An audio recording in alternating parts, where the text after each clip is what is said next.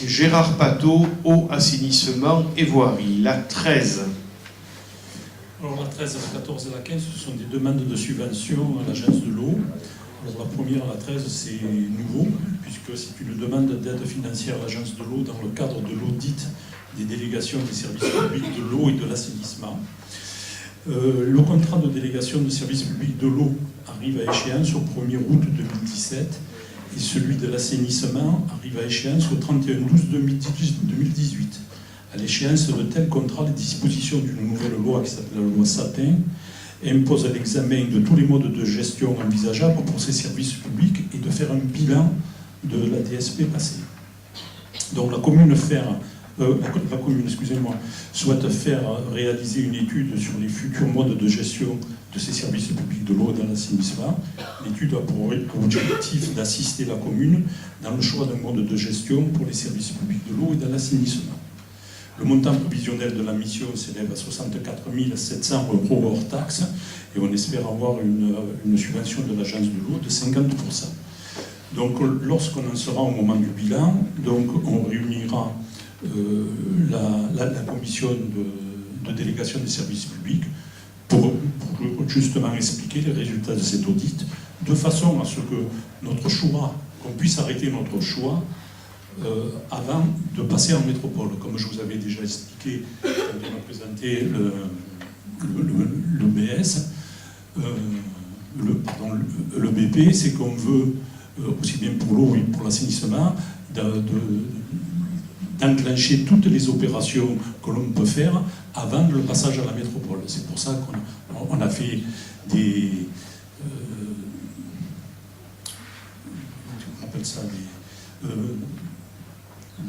bilans sur l'eau et l'assainissement en particulier, de façon à être prêt et à pouvoir commencer le maximum de travaux avant le passage à la métropole. Autrement dit, la compétence eau étant récupérée début 2018, nous avons souhaité de récupérer tout ce qui pouvait être récupéré de façon à ce que lorsque la métropole aura repris ces compétences-là, ils reprennent bien ce que nous avons voulu. Un vrai choix politique, de façon à ce qu'on puisse continuer pendant la durée de la délégation les choix qui ont été faits par la commune. Et ce sera bien évidemment la dernière fois, puisqu'après la compétence ne sera plus une compétence vide. Voilà.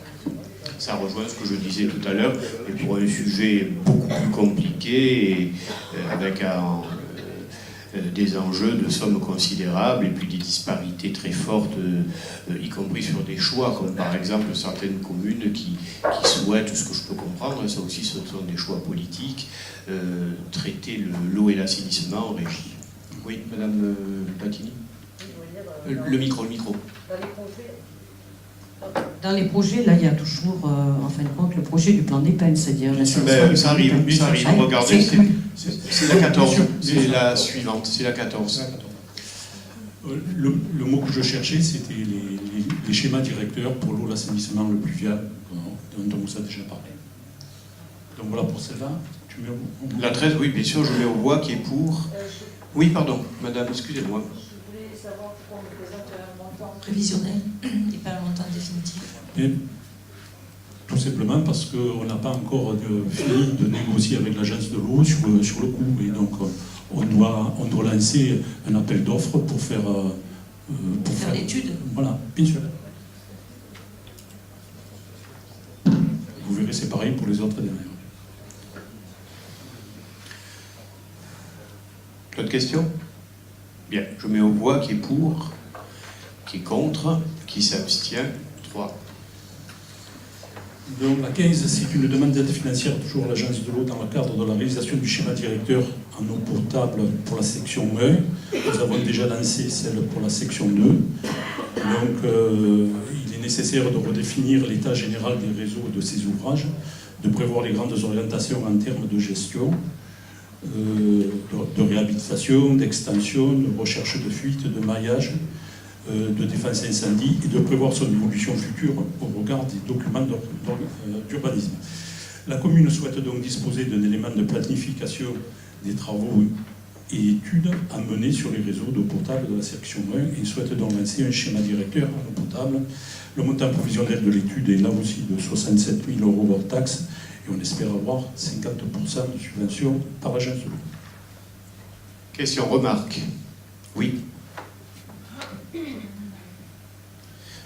On ne sera pas contre cette délibération parce que c'est une demande de financière auprès de l'agence de l'eau, donc bénéfique pour la commune. Par contre, juste avant de préciser un point, la commune des Pennes-Mirabeau souhaite depuis de nombreuses années réaliser le raccordement de 3 secteurs, dont le plan des Pennes. C'est plutôt la commune des Pennes-Mirabeau mouline depuis maintenant des décennies et un petit peu raccorder une partie du plan des Pennes. Et vous vous retrouvez un peu dans l'obligation depuis la mobilisation d'une partie du plan des Pennes et la mise en demeure de l'agence régionale de la santé qui vous a rappelé un petit peu à vos responsabilités. Juste une petite question. On avait voté en 2014, le 23 octobre, un budget de 3 millions d'euros pour les travaux de réalisation sur les réseaux humides au plan des Pennes. Est-ce que ces 3 millions-là viennent s'ajouter aux 2 millions hors taxes qu'on vote là? Est-ce que c'est des sommes 10 millions, toutes ces études, on s'y retrouve plus? Pour le moment, vous revenez sur la délibération 14, qui est celle du secteur du plan des Pennes plus que des Jonquiers. Le montant estimatif des études et des travaux d'assainissement sur ces 3 secteurs s'élève à 2 215 000 € hors taxes. Et ça, c'est le chiffre d'aujourd'hui. Donc, on va lancer les appels d'offres d'ici la fin de l'année. On espère avoir le résultat de ces appels d'offres au mois d'octobre, octobre-novembre, de façon à pouvoir commencer les travaux dès le début de l'année 2017. Et du coup, les 3 millions de 2014, c'était quoi alors? Je pense que c'était une estimation qui avait été faite à l'époque et qu'on n'était pas rentré dans le détail des études. Et surtout qu'à l'époque, on n'avait pas fait le choix du passage pour savoir si on passait plutôt par le nord ou par le sud de la route de Martigny. Non, mais on va être très clair. Ça rejoint d'ailleurs la question précédente de Mme Guilbault. On est dans l'estimatif. C'est des travaux qui sont d'une extrême complexité. On part à peu près sur des bases qui sont indiquées là de 2 millions de hors taxes. Les 3 millions auxquels vous faites allusion, on était exactement dans la même logique. Sachant qu'il y aura aussi des difficultés concernant la maîtrise du foncier, ce que cela aura coûté, je vous le dirai à la fin des travaux. Que les choses soient claires. Parce qu'on part encore une fois sur des estimatifs, mais on ne peut pas être totalement certain, que cela plaise ou pas, qu'on arrivera dans cet ordre de budget-là. On va le faire dans un ordre précis, comme je l'avais précisé lors d'une fois précédente, lors d'un conseil municipal précédent, c'est-à-dire qu'on commence par l'aval et puis on remonte, parce que sinon ça laisserait lâcher des effluents dans la nature. On va essayer de le faire dans les meilleurs délais. Ce qui est important, c'est de lancer les travaux maintenant. Les études et les travaux maintenant, parce que lorsqu'on sera véritablement en métropole et qu'on ne sera plus opérationnel sur ces dossiers-là, la métropole récupérera ces choses-là. Quant au fait de dire que c'est grâce à vous qu'on a fait les travaux, lancer les études et les travaux à Plan des Pennes, mon Dieu, s'il n'y a que ça pour vous faire plaisir, il n'y a aucun problème. Mais attention, parce que M. Fuson vous dispute ces choses-là. Je pense que vous vous focalisez un peu trop sur moi. Je n'ai pas parlé de ma mobilisation, j'ai parlé de la mobilisation des habitants du Plan des Pennes. Allons. Enfin, je pense que vous mobilisez un peu trop sur ma personne. Mais non. Allez, je mets Mme Guilbault. Ce qui me gêne un peu, c'est qu'on donne un montant estimatif en mélangeant les études, le montant des études et des travaux. Comment vous voulez qu'il en soit autrement? Des travaux d'une telle complexité, un projet d'une telle complexité, comment voulez-vous qu'il n'y ait pas des études qui sont d'une extrême complexité, je le répète, en aval? Voilà. Lorsqu'on aura réalisé les choses, vous aurez la répartition entre les deux. Vous verrez ce que cela aura coûté en études.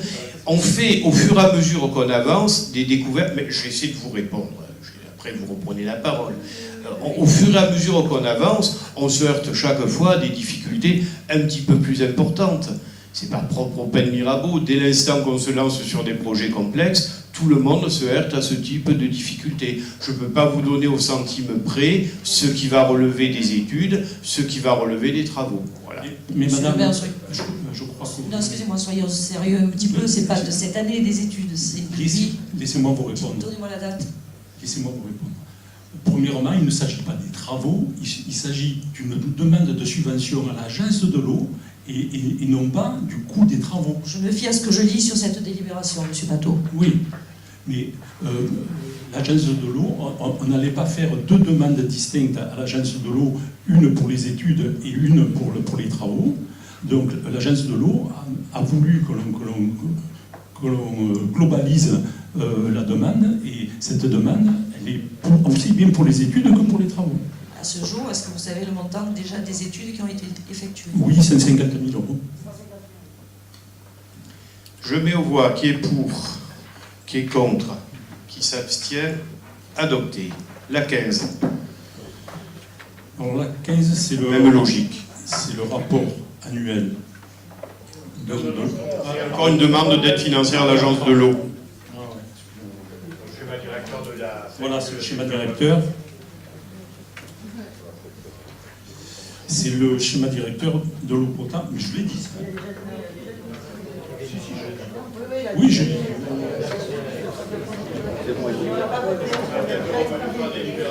Alors, on n'a pas voté la 15 par contre.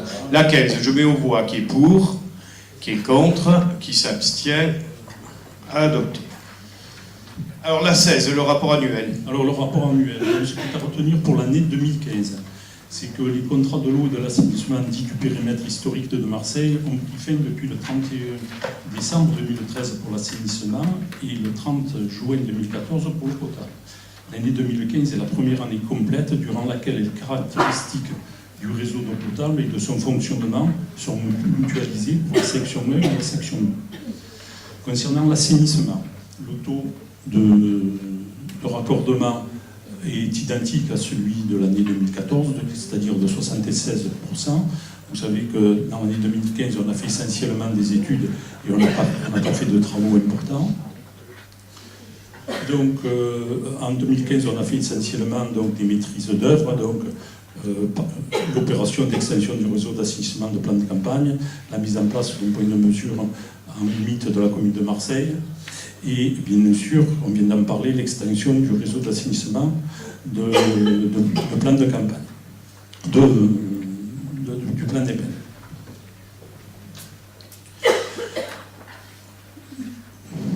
Donc, pour l'eau, le prix de l'assainissement d'un mètre cube d'eau est donc de 1,52 €. Le prix de l'assainissement est resté stable entre 2014 et 2015 puisqu'il a augmenté que d'1 centime d'euro. Je rappelle que l'année précédente, c'est-à-dire en 2014, il avait énormément augmenté puisque c'était le passage, la reprise de MPM. Concernant l'eau potable, donc la section 1 et la section 2,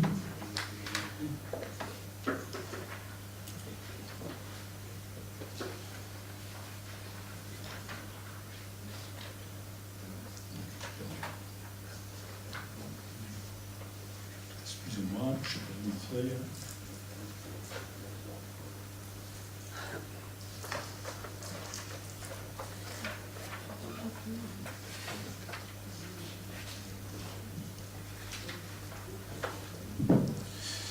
Donc, contrairement à l'assainissement, on a quand même réalisé des travaux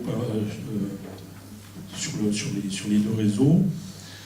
Par l'exploitant, c'est-à-dire on a fait des travaux de renouvellement de canalisation, des branchements ont été renouvelés, et il y a eu 8 renouvellements d'équipements sur des ouvrages.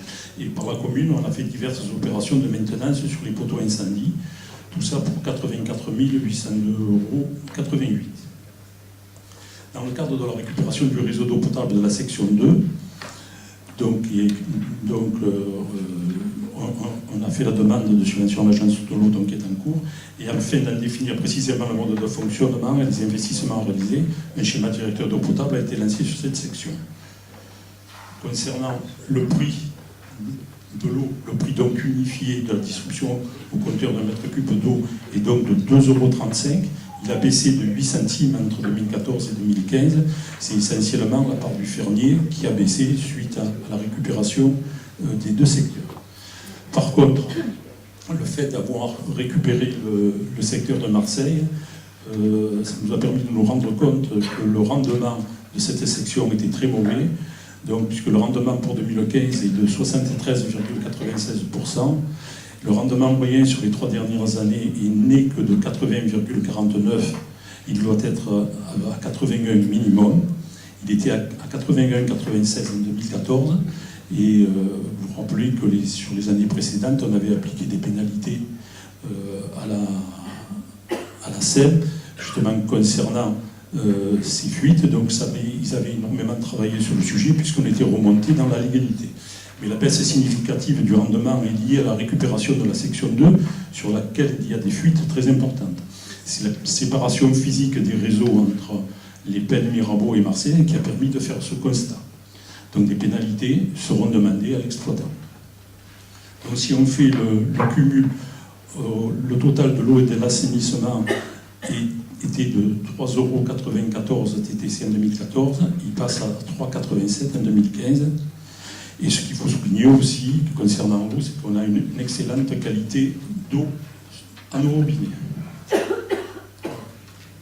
Question, remarque. Bon, c'est toujours des sujets extrêmement techniques. Merci d'en avoir fait la synthèse. Ce qui est important de dire, c'est ce qu'on a dit dès le départ, c'est que, sachant que tous les schémas directeurs, en particulier ceux de l'eau et de l'assainissement, seront bientôt récupérés par la métropole, on a intérêt à caler les choses pour que les choses soient reprises par la suite telles qu'on l'aura souhaité et fait au mieux. Je mets aux voix qui est pour, qui est contre, qui s'abstient, 2 abstentions.